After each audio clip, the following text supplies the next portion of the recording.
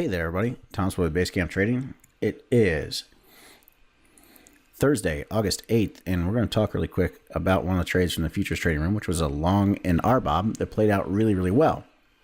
And many of you are probably saying, well, Thomas, why were you buying RBOB when it had been selling off all morning? And our entry was just above 2.0342 resistance. So the reason, one of the big things we were looking at is you got to keep in mind correlations. Now, there's some correlations out there that people try to follow that are not very strong correlations. Things like S&P and gold, for example, an inverted correlation there. That's not a very strong correlation that we want to place trades off of. But something like RBOB and crude oil and heating oil is definitely a very strong correlation because RBOB is derived from crude oil and their prices are tied to each other fairly closely because it takes one to get the other, right?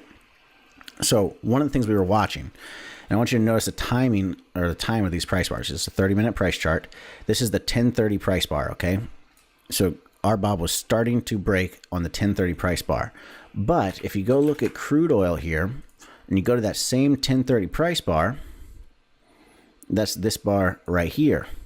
So by 1030, by the time RBOB was starting to break, crude oil had already rallied off of the low by over a point. It was up about 1.25 points, 1.5 points by that point.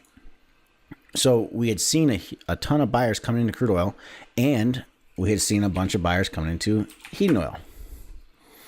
Look at your 1030 price bar in heating oil. You see that's this bar right here. So crude oil was up quite a bit. Heating oil was up quite a bit. RBOB, on the other hand, was just getting started right down here.